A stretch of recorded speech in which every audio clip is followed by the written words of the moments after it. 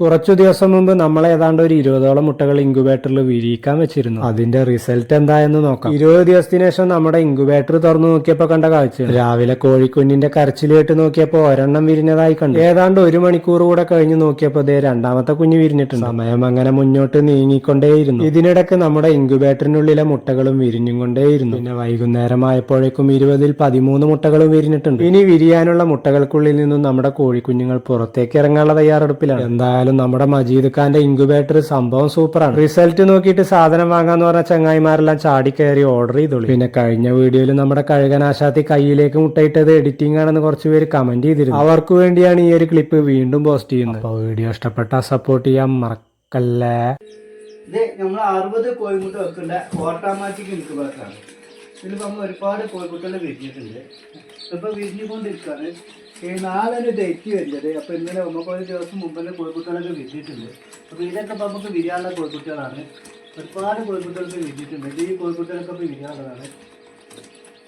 അത്യാവശ്യം പെർഫെക്റ്റ് ആയിട്ട് തന്നെ കോഴിമുട്ടയുടെ തോടൊക്കെ പൊട്ടി പോന്നിട്ടുണ്ട്. അപ്പോൾ നിങ്ങൾക്ക് ആർക്കെങ്കിലും ഇൻക്യുബേറ്റർ ആവശ്യമുള്ളവർ എൻ്റെ നമ്പറിൽ വിളിക്കുക.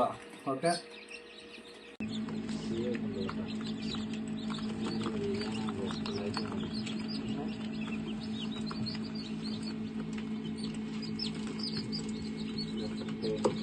അപ്പൊ നിങ്ങൾ വീട്ടിൽ കോഴി വളർത്തുന്നുണ്ടോ? എന്നാൽ ഇത് ഒരു സാധനം വാങ്ങി വെച്ചോളിട്ടാ. ഇത് നിങ്ങൾക്ക് ഉപകാരമാവും. ചെറിയൊരു ഇൻക്യുബേറ്റർ 1600 രൂപക്ക് നിങ്ങളെ പരിസരത്ത് ഇത് കൊറിയർ ആയിട്ട് കിട്ടും. 1600 രൂപക്ക് സെമി ഓട്ടോമാറ്റിക്. കണ്ടാ, ഇത്രേ ഉള്ളൂ. വളരെ ഈസി ആയിട്ട് തന്നെ നമുക്ക് നല്ല എന്താ വൃത്തിയായിട്ട് കോഴിക്കുഞ്ഞുങ്ങളെ വിരിയിച്ചെടുക്കാം. ചെറിയൊരു ഇൻക്യുബേറ്റർ ഏകദേശം ഒരു 2-3 കോഴിക്ക് അടവെക്കണ മുട്ട ഇതിനകത്ത് വിരിയിച്ചെടുക്കാം. വേറൊരു മോഡല് ബോക്സ് തുറക്കാതെ തന്നെ നമുക്ക് ഇതിനകത്ത് മുട്ട നീക്കി വെക്കാൻ പറ്റുന്നതാണ് സെമി ഓട്ടോമാറ്റിക്. ഇതിന്റെ റേറ്റ് വരുന്നത് കൊറിയർ ചാർജ് അടക്കം 1950 കേട്ടോ. ഇതിനകത്ത് ഇങ്ങനെ വരാം. ഇവിടെ ഈ ലിവർ വലിക്കുമ്പോൾ ഇതിന് മുട്ട അങ്ങോട്ടും ഇങ്ങോട്ടും തിരിയും. പിന്നെ അതേപോലെ തന്നെ ഫുള്ളായിട്ട് ഓട്ടോമാറ്റിക്. നമ്മൾ തിരിക്കൊന്നും വേണ്ട.